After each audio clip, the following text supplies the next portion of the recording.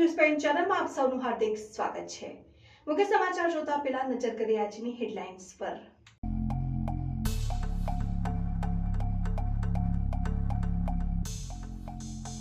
ધાનેરા નગરપાલિકા પ્રાથમિક સુવિધા આપવામાં નિષ્ફળ જતા 5 સોસાયટીના લોકોએ વેરો ન ભરવાની આપી ચીમકી। દિયોદરના લુદ્રા મુખ્ય નર્મદા કેનાલમાં 3 સંતાનોની માતાએ અગમ્ય કારણોસર કેનાલમાં ઝંપલાવતા મોત નીપજ્યા। દાંતાથી અંબાજી જતા માર્ગ પર ત્રિશુળિયા ઘાટ નજીક પર્વતો ધસી જવાની ભીતિઓ સેવાઈ। યાત્રાધામ અંબાજીમાં 12 થી 18મી સપ્ટેમ્બર દરમિયાન ભાદરવી પૂનમનો મહામેળો શરૂ થઈ રહ્યો છે, તેને લઈને પ્રેસ કોન્ફરન્સ યોજાઈ। બનાસકાંઠા જિલ્લામાંથી પસાર થતી નર્મદા મુખ્ય કેનાલમાં એક પછી એક લોકો કેનાલોમાં ઝંપલાવી મોતને વહાલું કરી રહ્યા છે। ગત રોજ દિયોદર તાલુકાના લુદ્રા ગામ પાસેથી પસાર થતી નર્મદા મુખ્ય કેનાલમાં કોઈ અગમ્ય કારણોસર ભાભર તાલુકાના ગાંગુણ ગામની માતાએ પોતાના 3 સંતાનોની સાથે કેનાલમાં છલાંગ લગાવી હોવાનું સ્થાનિક લોકો જણાવી રહ્યા છે, જેમાં સ્થાનિક લોકોને જાણ થતાં સ્થાનિક લોકો કેનાલ પર દોડી આવ્યા હતા અને એક બાળકનો આબાદ બચાવ થયો છે, જ્યારે માતા અને 2 બાળકોની તરવૈયા શોધખોળ કરી ભારે મથામણ હાથ ધરી હતી। કલાકોની જહેમત બાદ આજે સવારે તરવૈયાઓ બંને બાળકોની લાશ બહાર નીકાળી હતી। મહિલાએ કયા કારણોસર કેનાલમાં ઝંપલાવ્યું તે બાબતે હજુ રહસ્ય અકબંધ જોવા મળી રહ્યું છે।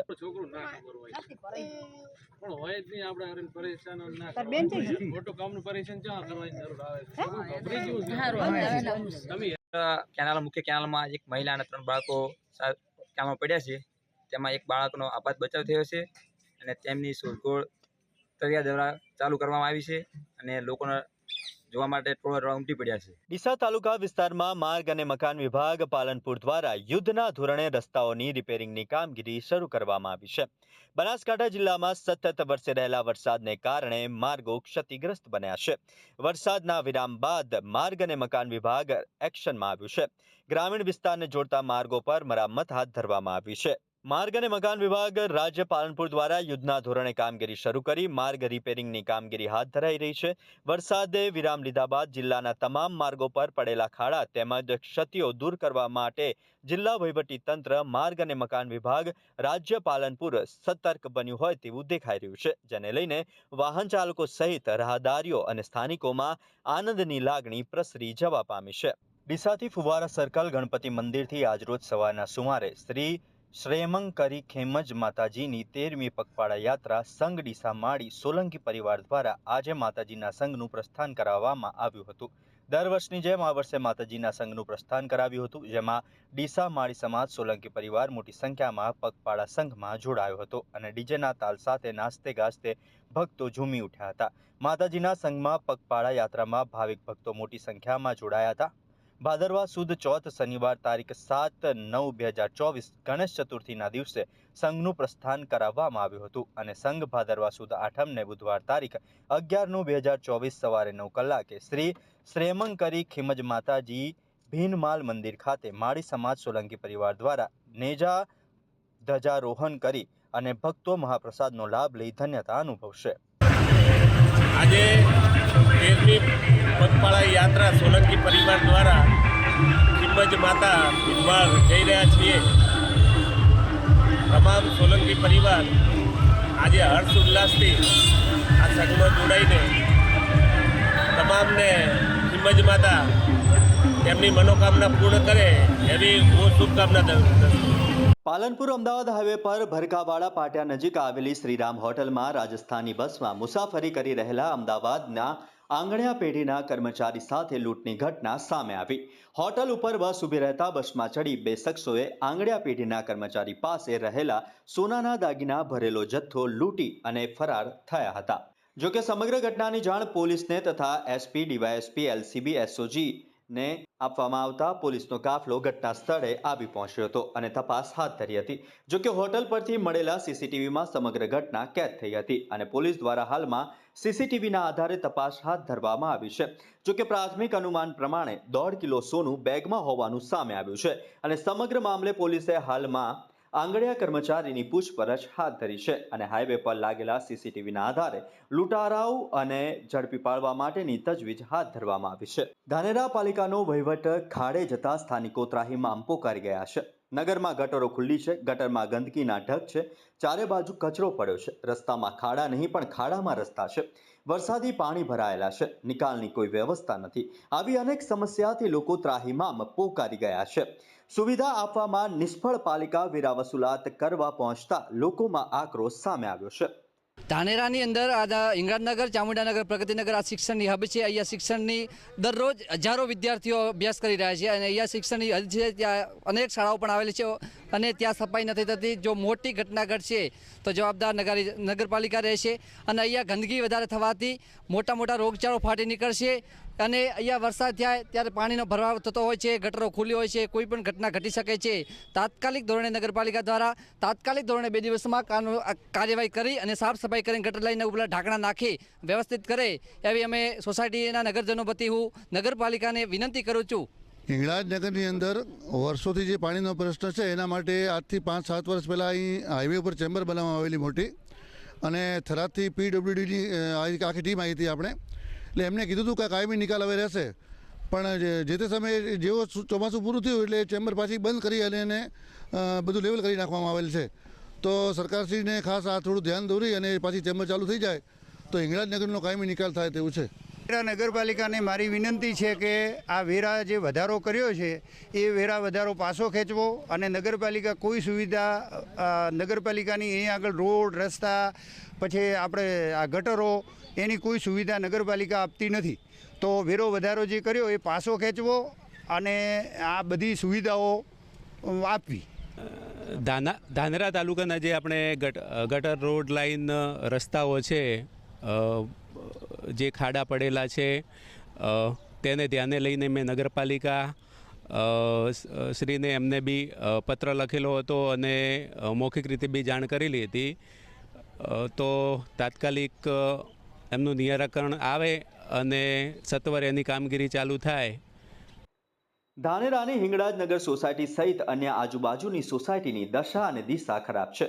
પાલિકાને વારંવાર રજૂઆત છતાં કામગીરી કંઈ જ ન કરાઈ. ઉપરથી વેરા વધારીને વસૂલાતમાં પાલિકા પડી છે.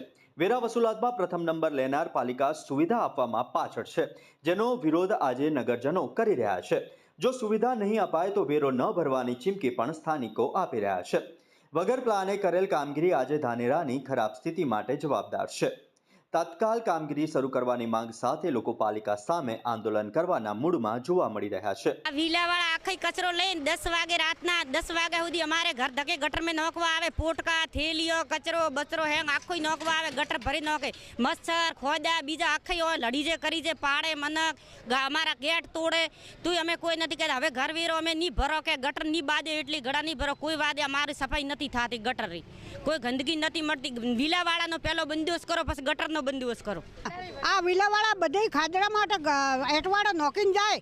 અમાને ગાયો મારે, ખોદા મારે, અમારા છોકરા હેડે અને અમે કી કરે ડોસીને પટકી નાખ્યા ગાડામાં ને ઝપા તોડીને માય વળે ખોદા. હા સાહેબ અમે ઘરવેરો ના ભરો. હા નગરપાલિકા ઘરવેરો નહીં ભરો તો સંતાબેન આ ગટર વિલાવાળાઓએ નોખી તે અમે આ ખૂબ કંટાળી ગયા અને ધાપી ગયા અને હવે ઘરવેરા પાણીવેરા અમે નહીં ભરા. આ ખૂબ થઈ ગયું. અમે ખૂબ હવે કંટાળી ગયા. તે હવે નગરપાલિકામાં કહેવાની અરજી આ આલી અમે તે હવે ખોદા અને મારો ગુડો સોલ્યો અને હું પડી ગયો તે તમે આવો ભણવા સારું સાહેબ જાણતો. હા હવે અમારાથી નહીં ખમતા થાય. આ ગટર અમને ખૂબ કંટાળી ગયા. ગટરથી તે ગટર આવીને કરો તમે. હા ન કે અમારાથી નહીં મળે કોઈ. આજ ને કાલ કશું જ નહીં મળે સાહેબ. ધાનેરા પાલિકાને સ્થાનિકોની સાથે એપીએમસીના ચેરમેને પણ ધ્યાન દોર્યું હતું, છતાં નગરોલ તંત્ર નિંદ્રામાં છે. પરિણામે પાલિકા અને સ્થાનિકો વેરા બાબતે આમને સામને આવે એવી સ્થિતિનું નિર્માણ થયું છે. પાલિકા ક્યારે એક્શનમાં આવી પ્રાથમિક સુવિધા આપશે એ કહેવું હાલ તો મુશ્કેલ છે, પણ સ્થાનિકો પાલિકાના પાપે હાલાકી ભોગવી રહ્યા છે એ વાતનો ઇનકાર પણ ન કરી શકાય એ પણ નક્કી જ છે.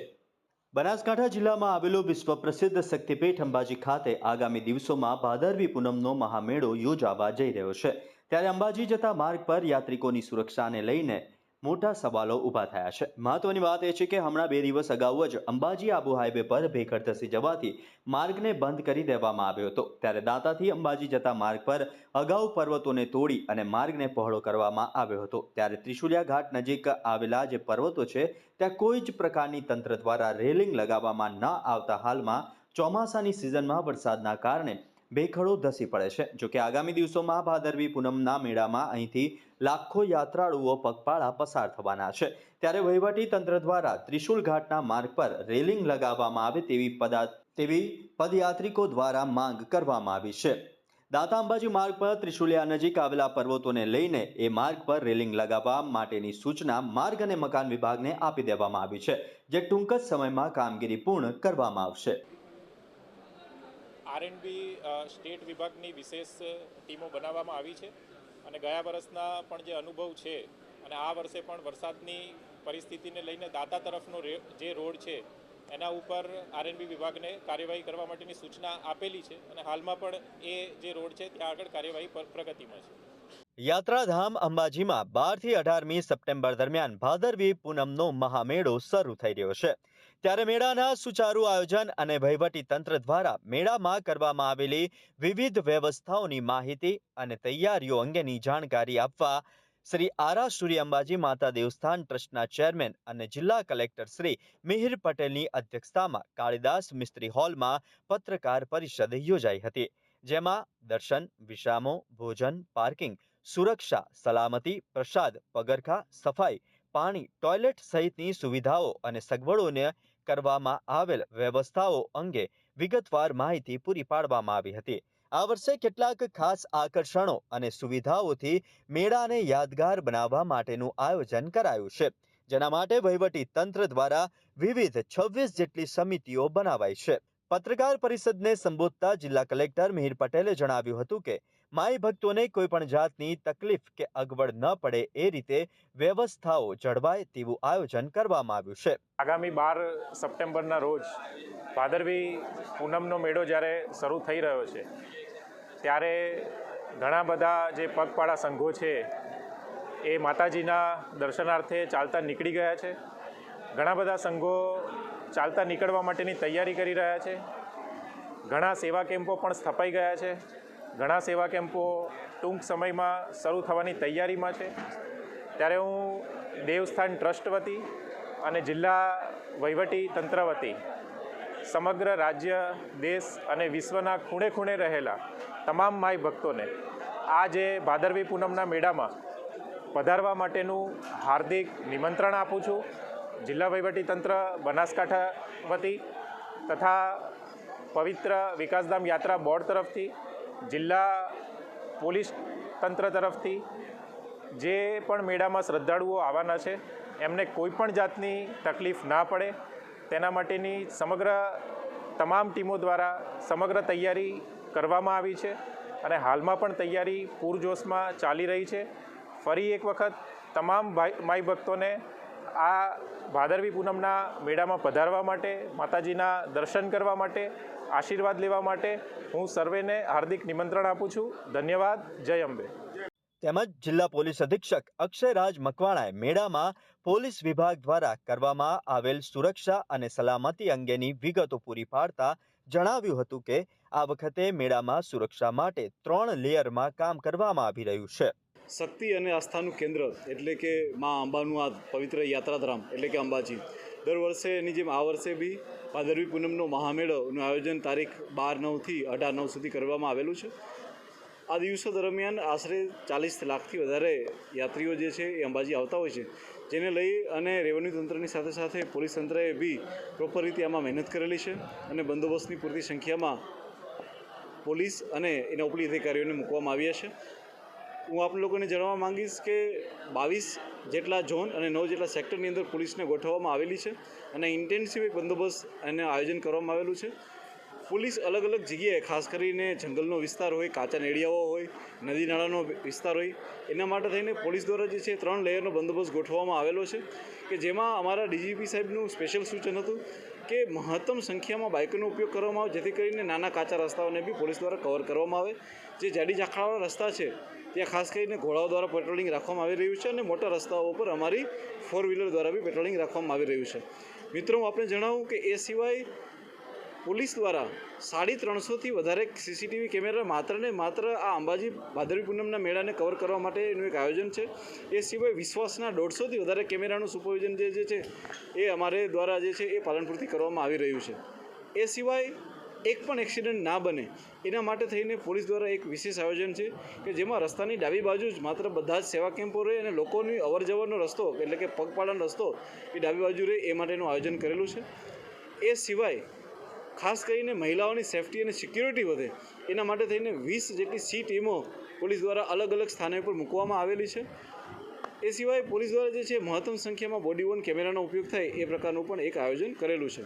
ગયા વખતના અનુભવ ઉપરથી આ વખતે કોઈ પણ એવી બસ કે ટ્રેક્ટર કે એવું ઉપર ના ચડે કે જેનામાં મિકેનિકલ સ્ટેબિલિટી, ક્લચ કે બ્રેકનો પ્રશ્ન હોય એના માટે લઈ અને પોલીસ દ્વારા વિનામૂલ્યે રાવણ ટેકરીની પાસે આપના વ્હીકલના ચેકિંગ માટેનું એક MTO દ્વારા એક વિશેષ કેમ્પનું પણ આયોજન કરેલું છે. પોલીસની કેટલીક એમ્બ્યુલન્સ પોલીસ માટે છે, જે પોલીસના પરિવાર અને પોલીસના જવાનો માટે હોય છે, પરંતુ અમે DGP સાહેબ અને IG સાહેબને વાત કરીને એ એમ્બ્યુલન્સને બી લોકો માટે ફાળવવામાં આવેલી છે, જેથી કરીને લોકોની સુખાકારીમાં વધારો થાય. આ સિવાય 10 જેટલી BDDSની ટીમ, 9 જેટલી QRTની ટીમ અને 5 જેટલી ઇન્ટરસેપ્ટરની ટીમો પણ અહીંયા રાખવામાં આવેલી છે. Thank you. જય હિન્દ.